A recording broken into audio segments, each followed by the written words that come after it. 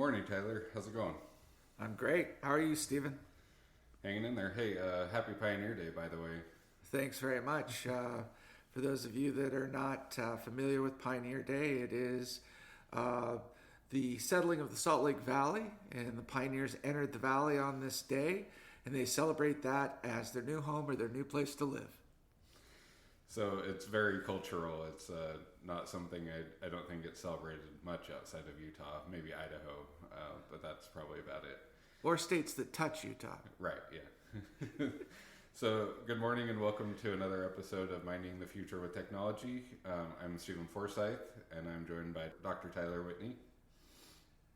So today we're going to talk a little bit about social media, and we're hoping to do this in one episode, but we'll certainly be discussing social media in another episode. I wanted to give just a quick introduction about social media. So in the late 90s, let's say, the internet was a very esoteric place where it was mostly for nerds, mostly for people that had a lot of time on their hands. There wasn't really a way to have your own personal page on the internet. And so slowly over a few years, instead of requiring you to host and create and code your own website, companies started to create ways for you to build your own page. And this is, going way back into like the MySpace and that type of era. But then we slowly evolved to where companies and even individuals, like Mark Zuckerberg is a good example, started to build ways for people to easily put their own identity on the internet.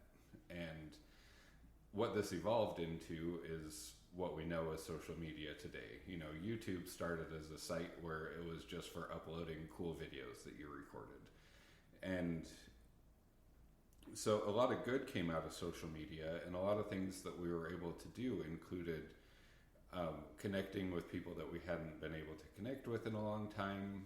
And there were a lot of things that really were a societal benefit at the time and provided a way for people to connect and individuals to share positive things about their life. So the question is, where did social media go so wrong? How did we get to the toxic kind of culture that exists on social media now? So I wanted to see, first of all, Tyler, where do you think social media went wrong? Or do you have any thoughts there? I do.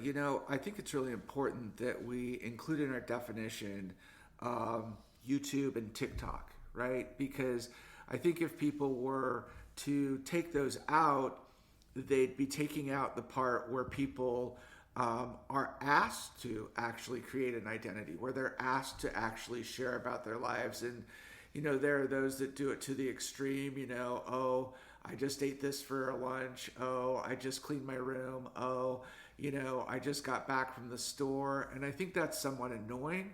But I think also it allowed us to explore the personal lives of those that we care about, right? Because it wasn't long ago, I think, for those of us that were born in the generation that I was, where we didn't have the internet at first, where that was a phone call, or there wasn't a lot of information about other people and their day-to-day happenings in their lives. So when you got together, whether it was on the phone or in person, you had a ton of information that you needed to share just to catch people up on where you were with your day-to-day and those kind of things. I think the good part of social media is it allowed us to share in very personal, very everyday aspects of life. But I think, as you said, the pitfalls became the idea of oversharing. The pitfalls became the idea of, too much information. And then certainly the pitfalls became the idea of, I don't have a filter and I can't stop that. A lot like pop-up ads when you're on your computer. Before there were blockers for pop-up ads, it was like playing Space Invaders. You were basically like clicking to try to be able to do what you were trying to do on the computer. So I think one of the biggest pitfalls of social media is being able to control the flow of information.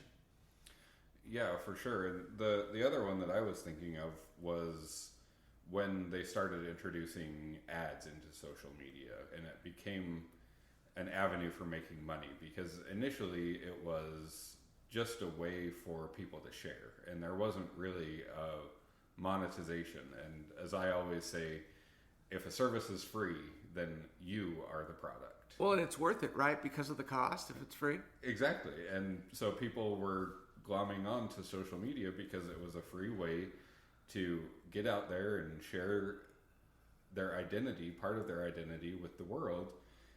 So I think that's the first, is when we started to tie social media to ad revenue. The second is, I think it's kind of a combination of FOMO, or just a desire to curate your life in a certain way to make you appear a certain way on social media.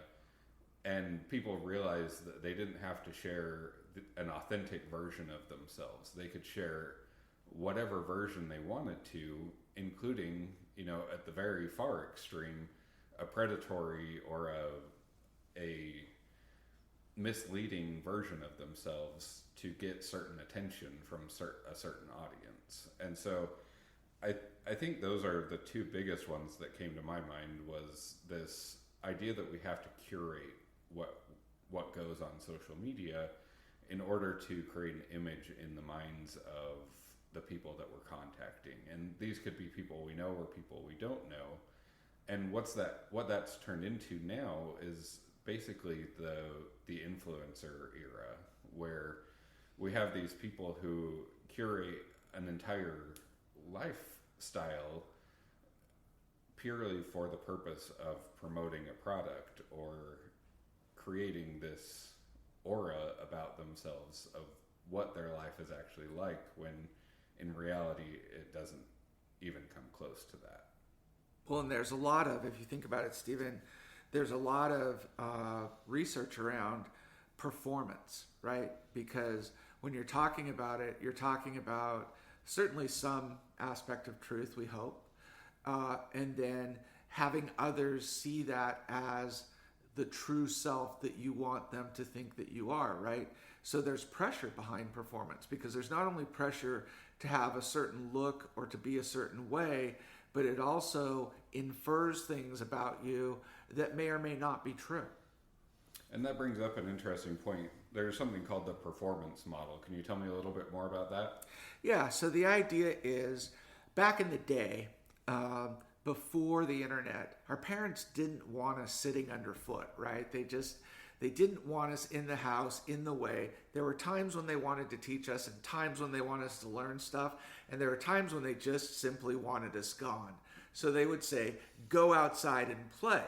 And that was our cue to go and to meet up with the local kids, the kids that lived in our neighborhood, and to do things.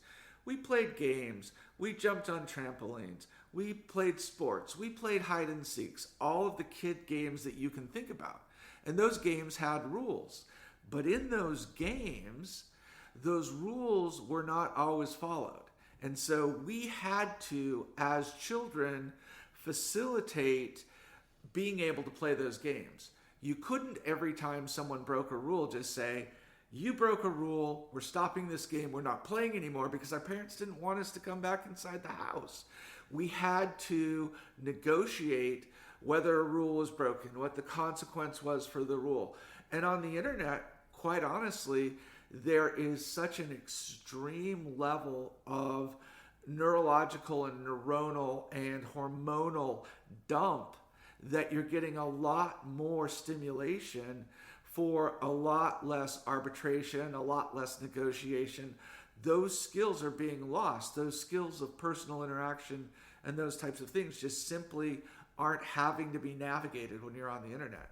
You can choose to or you can choose not to, and most people choose not to. I mean, we can talk about trolls later on, but that's a whole different type of a dynamic, right? Yeah, and the first thing that came to mind was Calvin Ball. I don't know if you read Calvin and Hobbes when you were a kid, but Calvin Ball is this game that just has the wildest and most ostentatious rules, but the benefit is Calvin is playing it with his imaginary tiger, and so he doesn't have to really worry about arbitrating the rules very much. And he talks about war and dying and kills snowmen, Yeah. but snowmen aren't real people, you know what I'm saying? So if you look at it in a very dark, very macabre kind of way, It's like, one of these things that you're like, wait, this is a child. Why is he even thinking about that? But children do have minds and imaginations, and those things were proliferated far before the internet. Well, and I think we start to create this social construct, if you will, with the other kids, and we build our own identity based on kind of, I guess, a response from them, and then we take that response and we start to build our social identity. And I think one of the pitfalls on the internet is we don't have that same feedback loop. We do not. Not only that, but if you think about it, when you think about what the cost and the benefit is when you have a small group of people that are giving you feedback, the cost is much less. If you have millions of people that are commenting on everything that you're saying, the social consequence can be huge, right? I mean, you can say something and get millions of responses, and those are out there forever. And obviously people move on, but there are people that make what I would consider small social mistakes that are absolutely punished and scrutinized for those mistakes by thousands, tens of thousands, hundreds of thousands of people, where if it had been their neighborhood friends, there was a relationship already in place, it would be either no harm, no foul, or here's your penalty, do your time, and let's get back to playing. Yeah, and I think that's an interesting perspective, is on the internet, there's not a lot of room to make those mistakes. And I just feel like we're creating a culture where we're so sensitive about those things that we don't allow room for people to just make mistakes. And for the most part, I think people in general want to make other people happy. And so when they make those mistakes, most people genuinely want to correct and move on from those mistakes. But the internet just isn't very forgiving. And not only is it not very forgiving, but if you think about it from the standpoint of, the extreme, like counterculture, it's absolutely punishing. It's absolutely punitive. Yeah. And I think that's where things kind of changed, is when social media went from being kind of a nucleus of people that we knew and maybe friends of friends to being the entire world being able to view this content. I think that's where it changed, because we no longer had that tie that held us back to, oh, I know this person, so I'm willing to forgive or willing to look past this mistake. Now we're seeing strangers or people that are completely unrelated to us, and we're not as willing to forgive or let those things go when we see those little mistakes.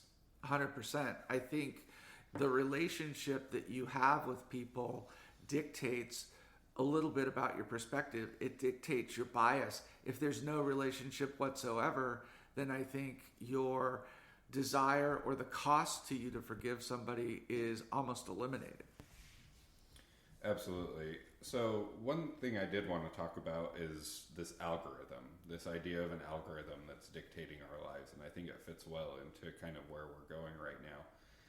So an algorithm is any curated piece of math, I guess, that can put disparate pieces together and fit a pattern. So in statistics, we would call this a line of confidence. So when we put a bunch of dots on a bar graph or on a scatter plot graph, and we create a line that most approximately shows whether that trend is growing, decreasing, or whatever it's doing, we call that essentially an algorithm, or the early definition of one.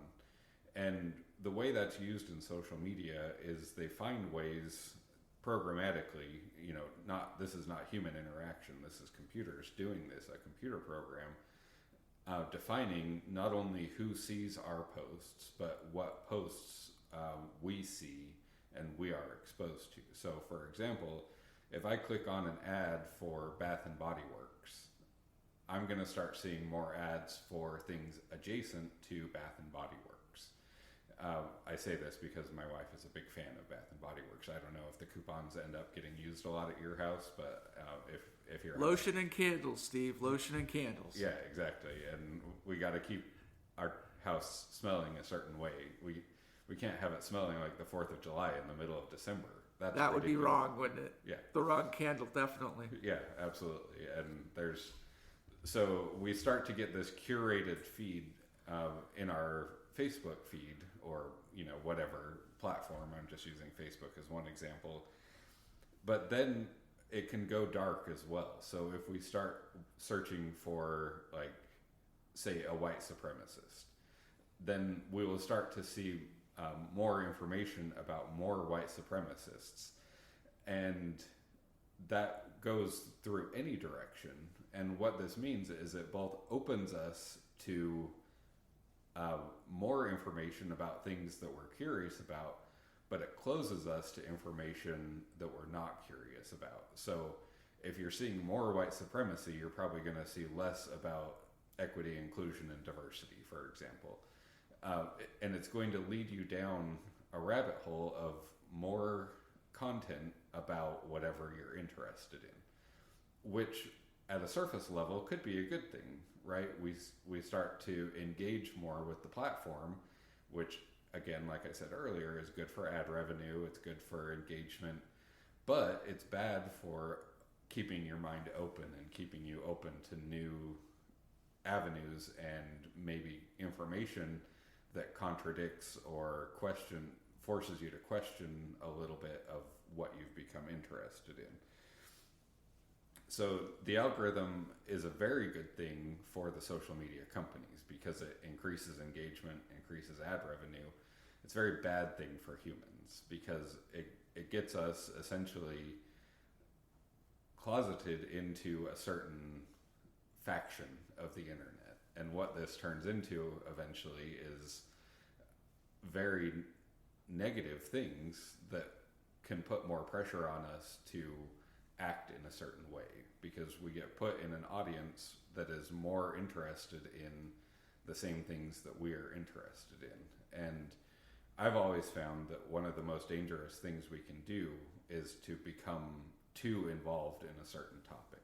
And I don't really care what the topic is. I think anything that narrows our view and narrows our focus is a negative thing. Well, I think that influence too, it crosses different populations, right? In entertainment, they have interest groups where they will bring them in and they will show them something and see how a smaller audience is going to respond. In research, they have focus groups where they bring people in and they bring up a topic or they do certain things and see how the individuals will respond. That's kind of a preemptive step towards making a larger launch to whatever your product is, to whatever it is that you're selling. And the internet is just doing it in a very, very accelerated or hyper-focused fashion with algorithms, right? And so, for example, yesterday my algorithm fed me a Coyote versus Acme trailer. I don't know if you've heard about this movie that's coming out. I'm super stoked that the algorithm fed me this because I've been curious about this movie ever since I heard years ago that it was going to be in production. And so I'm grateful to the algorithm for feeding me, the final trailer, when it's actually going to be coming to theaters, things like that. So the algorithm can produce good results on occasion, but most of the time its only intent is to get us to engage more. And the more we engage, the farther we distance ourselves from kind of that middle line. And I think it's a real thing that's happening, and I really don't hope to get too political on this podcast, but I think it's something that we see happening in the United States in general is that rather than going towards that middle ground, we're becoming more polarized towards one extreme or the other. And what looked like a moderate 10 years ago now has become an extreme left or an extreme right because the algorithm is essentially creating an us or them kind of mentality. And it's pulling away from that middle line in a way that it's forcing you to choose. It's not saying, oh, okay, if you don't have an opinion, then just don't do anything. It's actually pushing an agenda. And you don't know where that tipping point is, and that's the scary part, because it takes away control from the consumer. It takes away control from the person looking at it. And if you're fed something long enough, you have something that's called, exposure response, which is the more I see of something, the more natural and normalized it becomes to me. Yeah. So I guess the big question is, in 2026, with all of these challenges, where does social media actually fit into our lives? What should we do about social media in 2026? And I think, to me, that's a really hard question to answer. And I wanted to see what your thoughts were.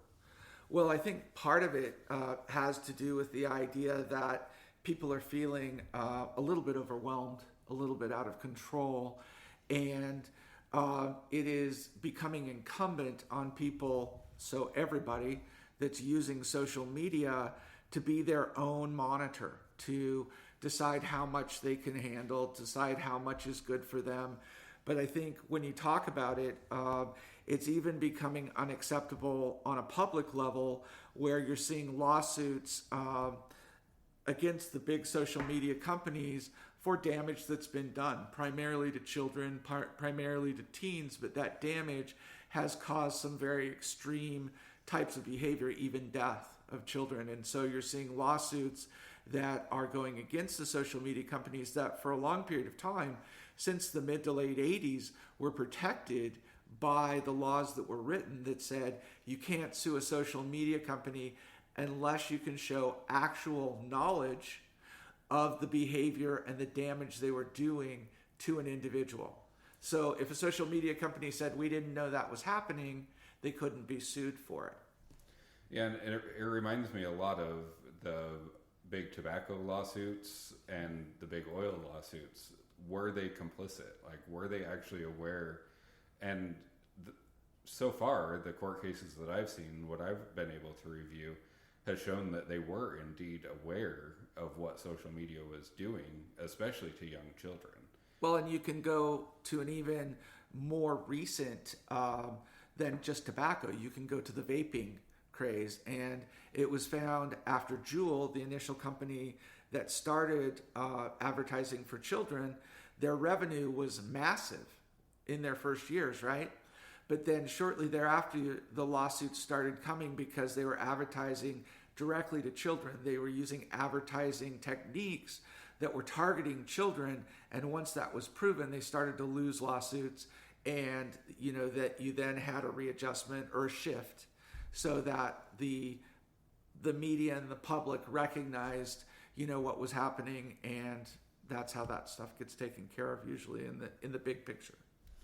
And so I'm curious what the rules are at the Whitney House. So I know you have kids similar in age to mine.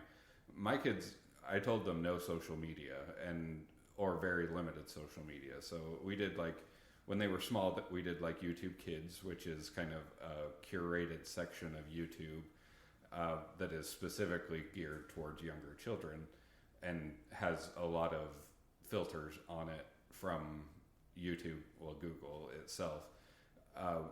And we don't allow, I told my kids that they can decide when they're 18 whether they want social media or not. And I've gotten backlash not only from my own kids, obviously, but from other kids when I talk about that, and from other adults when I talk about that. And I'm curious what the rules are at the Whitney House and why you decided on that particular approach. Sure. I think one of the things that's really important when you think about this is, what is a balance? What is an opportunity and a cost when it's related to this? And so for us, the idea was that we had mostly girls, and then our youngest is a boy, and he's the only one left at home. But the rule became the idea that if you were engaged in in-person interaction with your family members, so at a mealtime, when you're around other family members, you shouldn't be on your phone, you shouldn't be on social media, those kind of things.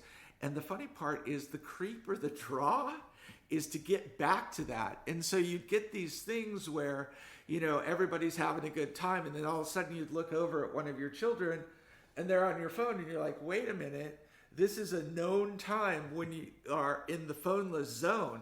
And so you'd find yourself kind of reprimanding your children, and then you'd get an email, a text or something, and you check your phone, and they'd be like, wait, Dad, wait, Mom, you said this was a phoneless time. So it's almost like this, you remember Spy versus Spy from the Mad magazine, where, the one gets hit in the head with the 2x4 and the other one drops a bomb on him. It almost became this Spy versus Spy thing where you're like, phone-free time means phone-free time. Wait a minute. Who's the police and who's the subject being chased? I don't know what it is, but the rules tend to shift in a very fluid fashion depending on who needs to check their phone. Yeah, and I'm glad my house isn't the only one that happens at. My daughter is well into her teens, and she calls me and my wife a screenager. So I feel you 100%.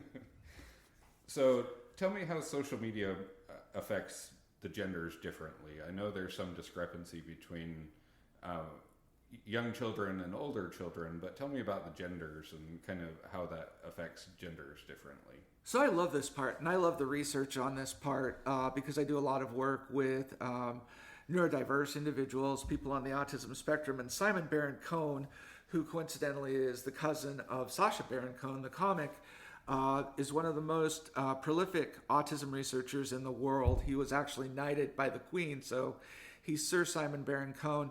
He talks about the gender effects starting prenatally. Around the 10th week, there is a differentiation for those of us that have Y chromosomes, where there's testosterone that's introduced and the gonads start to form and do those types of things. And so it starts in utero. But what you see moving forward is the testosterone is not the only thing that's involved. There's also estrogen and those types of things. But before you're even born, there's a differentiation between the sexes, right? But when you talk about the effect of gender from social media, you're talking about the idea that there's a trap mentality, right? And the trap mentality is this idea that just like with an animal trap, you set a trap and you have to put something that's wanted by the gender on the inside. And for boys, it's typically things like systematizing, structure, building, war, things that you can have cause and effect on, remote control things. So how things work, right? And for girls, it's more about the idea of the social world, the social dynamics. So how is my behavior socially impacting another? So the draw on the internet is very, very different if you think about that trap mentality, right? Because for a boy, you're going to be drawn to things like war, sports, physical interaction, those kinds of things, which leads to video games, first-person shooters, violence, that kind of thing. But also the sexuality aspect of it as a boy gets older, right? So the idea of the female form or the male form in the expanded gender sexuality type of sequence or realm, right? And so they're drawn to pornography, right? And those kind of things. They're also a little bit more desirous, risk seeking, right? So their impulse control that develops in the prefrontal cortex isn't fully formed, right? So they're willing maybe to take a few more risks and do those things, where girls are looking for my impact on other people, how that makes me feel, how that makes other people feel.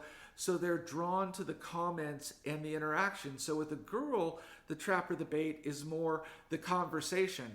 Hey, did you hear what Sally said about you? Or did you hear what Sally said about Janie?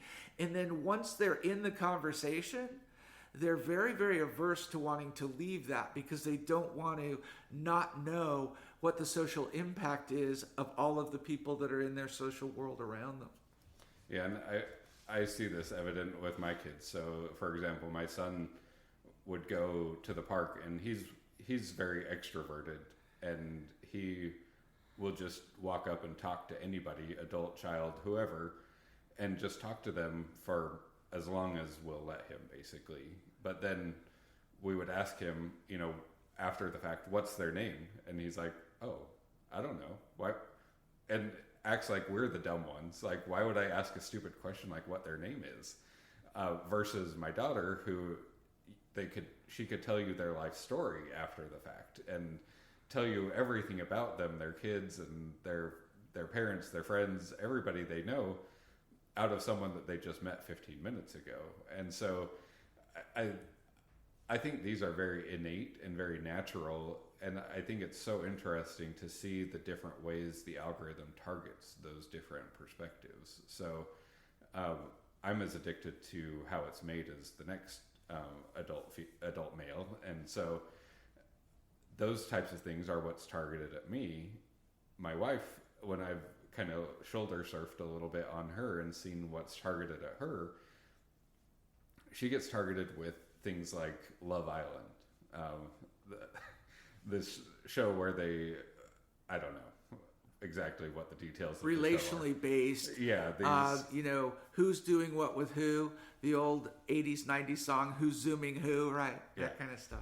And so even what I'm targeted with is very directed towards what my gender norms are, and obviously it's based on my viewing history, and same with my wife. I don't think she's ever watched Love Island.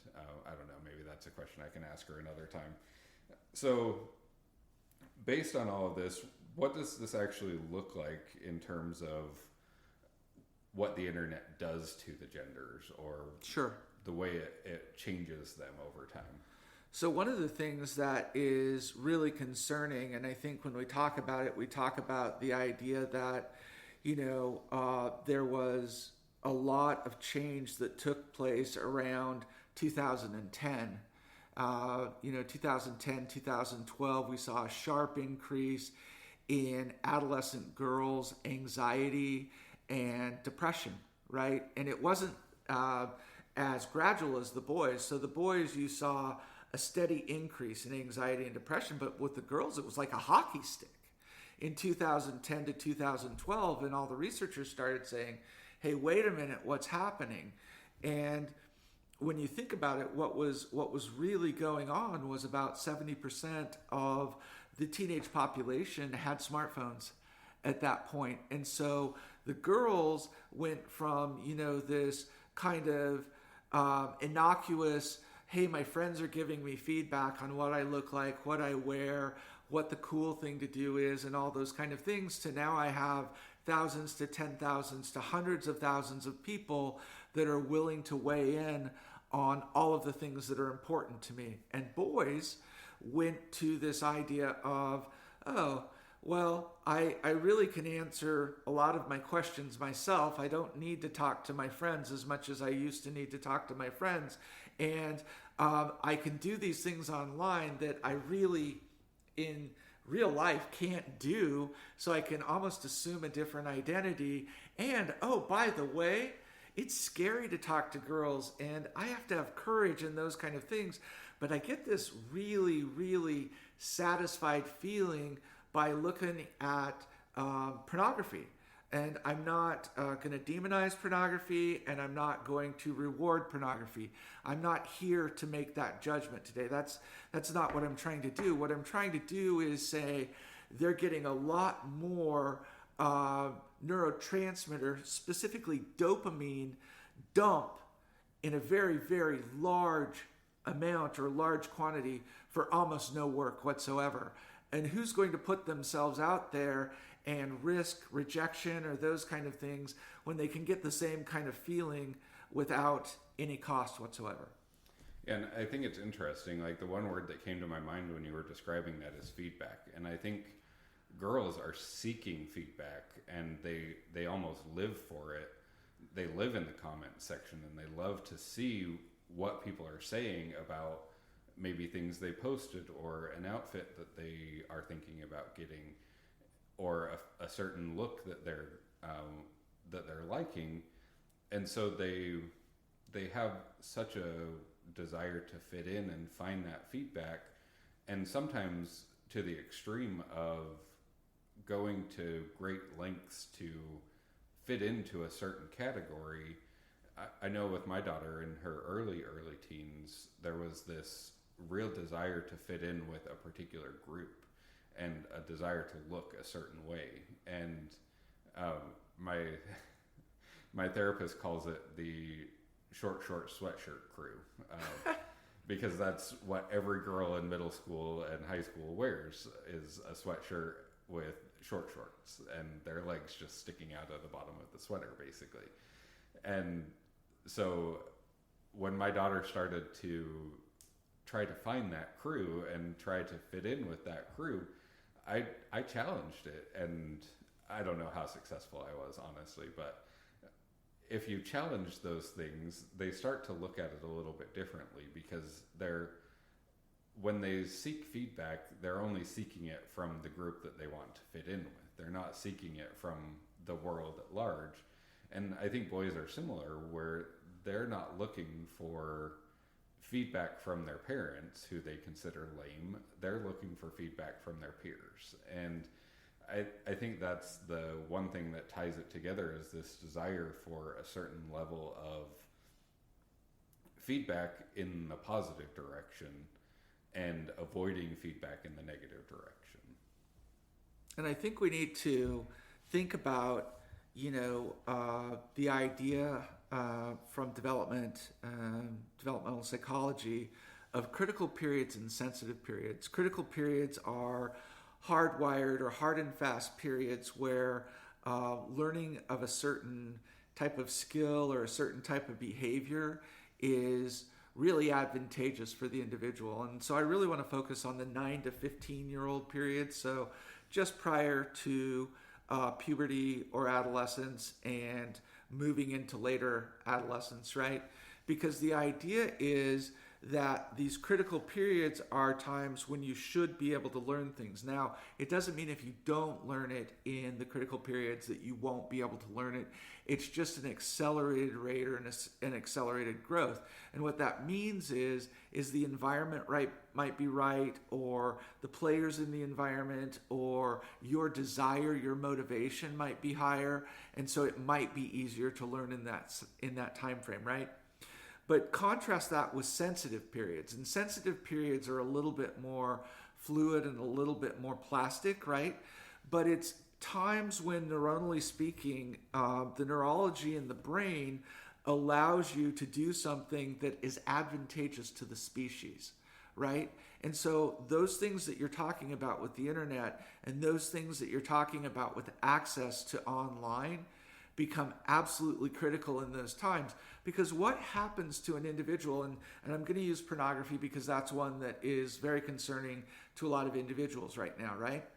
But what happens to a person, let's say, that uses it for 10 years? Let's say around 12 or 13 they start to use it, and around 22, 23 they stop, right?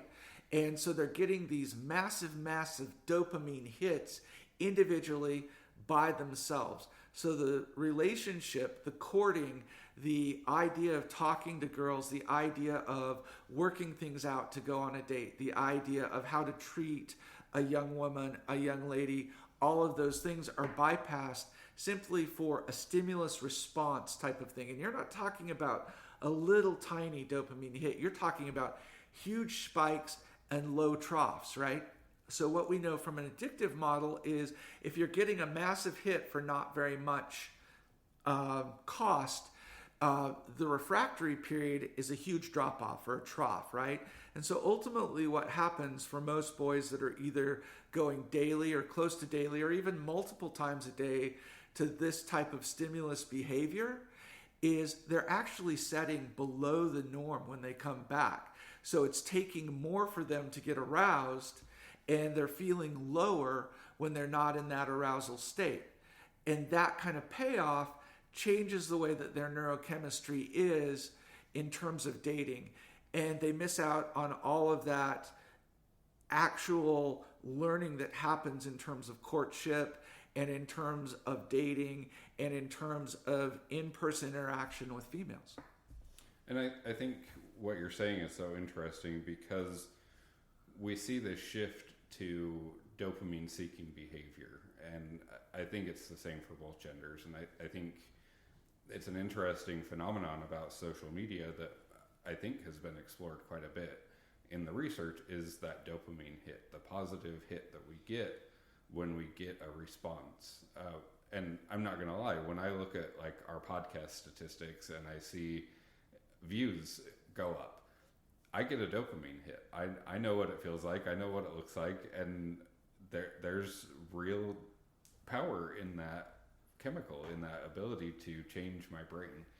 And it's nice to be thought about. It's nice to have people engage with me. And when I post something on social media and I see, the analytics show me a certain number of responses, and I'm like, oh, cool, this is great. I love this. I love that people are engaging with it, and it gives me that hit.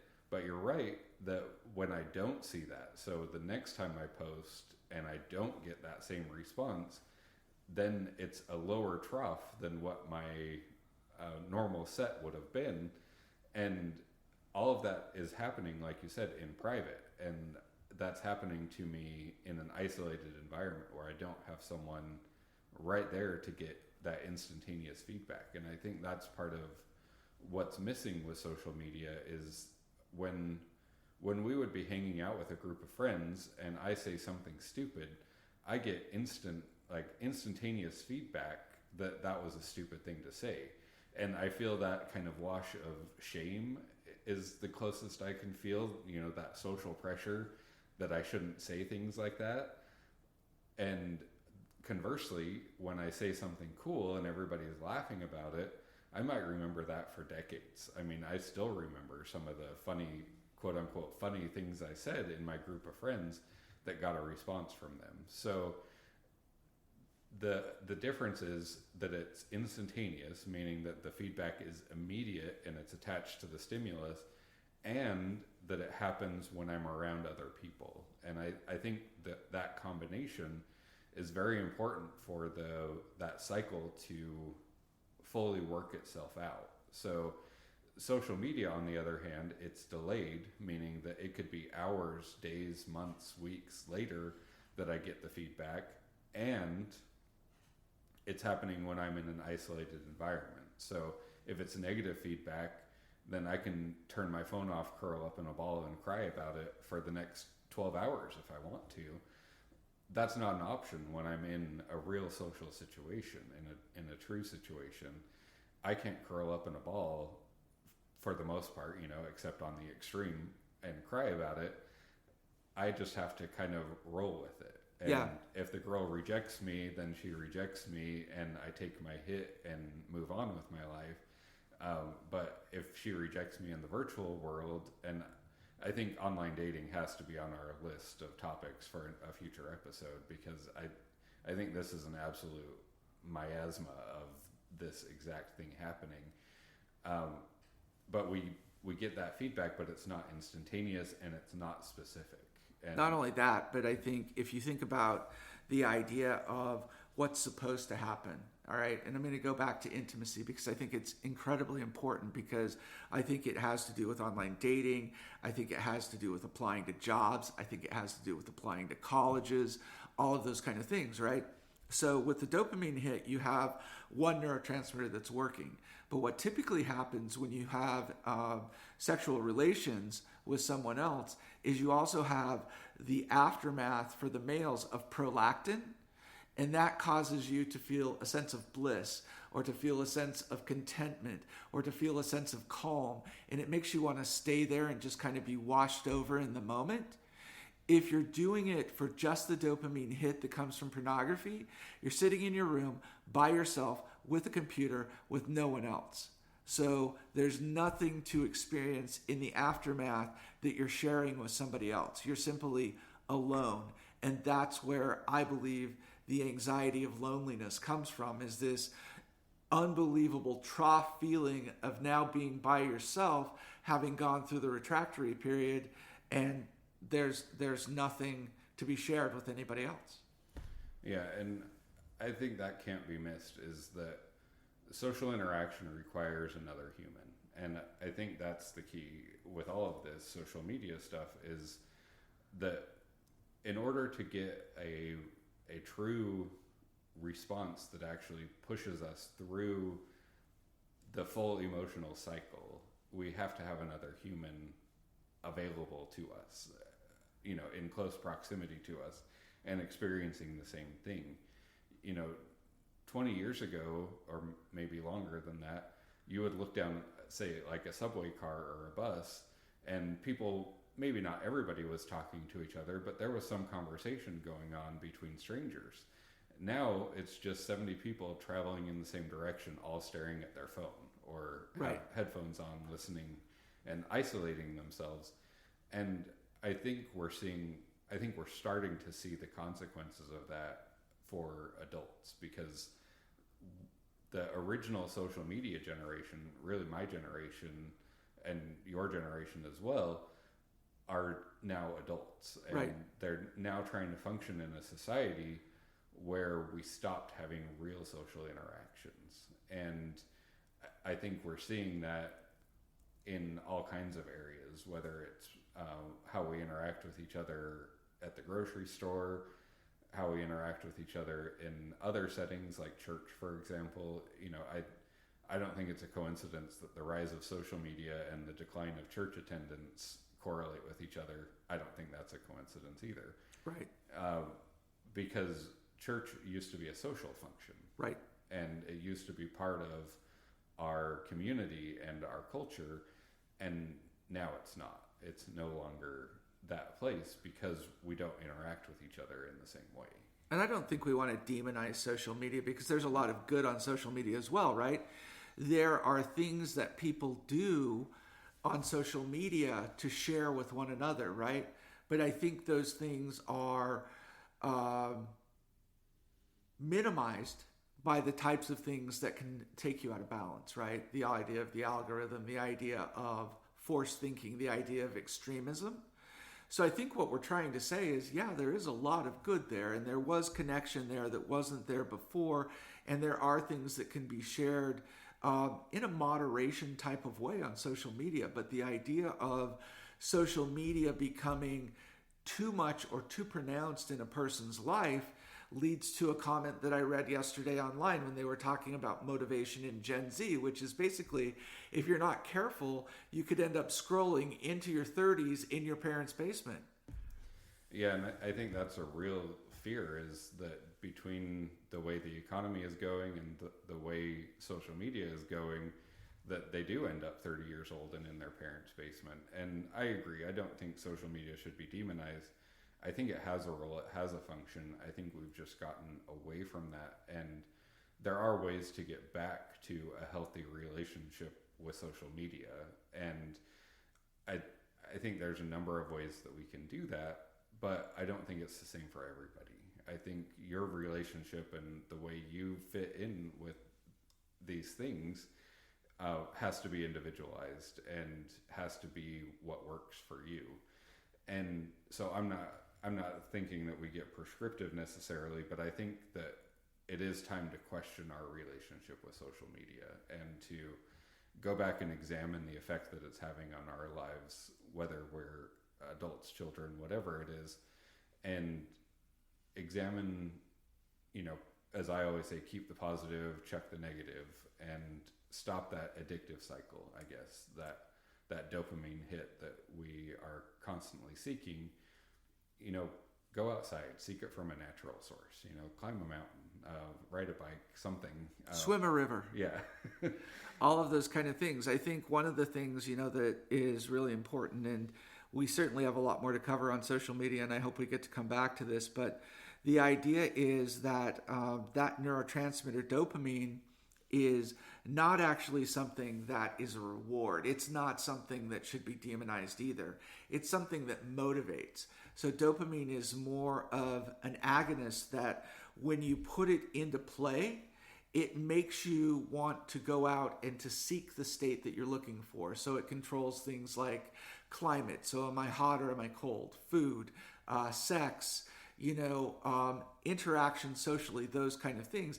It makes you seek those states if you're not feeling that way, and it motivates you to do those kind of things. It's just the idea with that when it's given in large doses for not very much effort, it becomes disproportionate, and that's what makes you somewhat out of balance.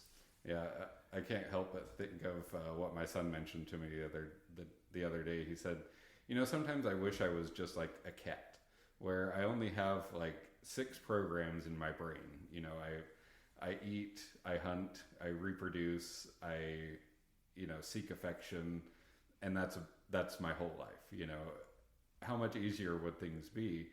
And I challenged it a little bit. I'm like, I understand what you're saying, but think of how many things you'd miss out on that they miss out on. And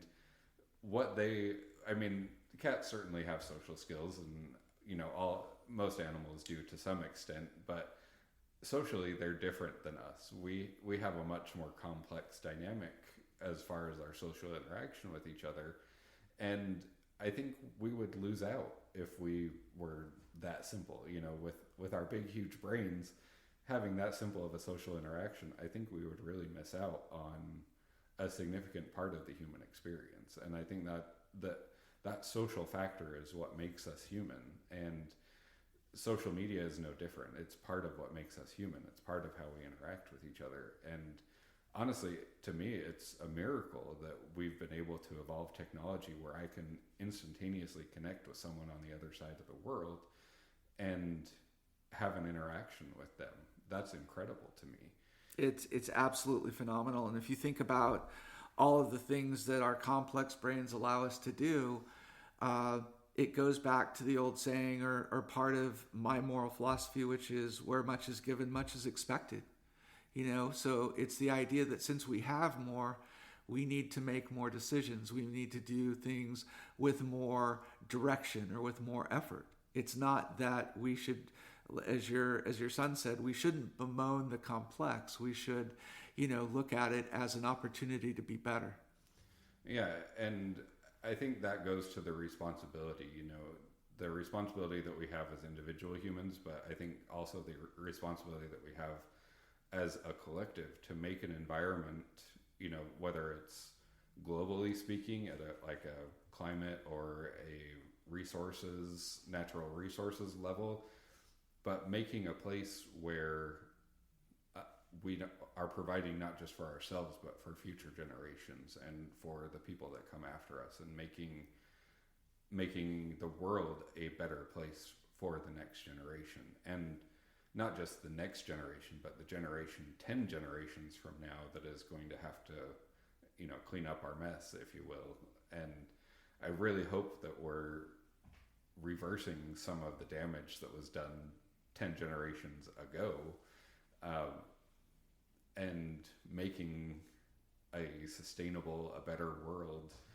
And I think social media can be a part of that. I just think we have to use it in a healthy way and not just interact with it the way that it wants us to interact with it. I think that's one of the key points to me is social media, the algorithm is going to drive you towards certain things.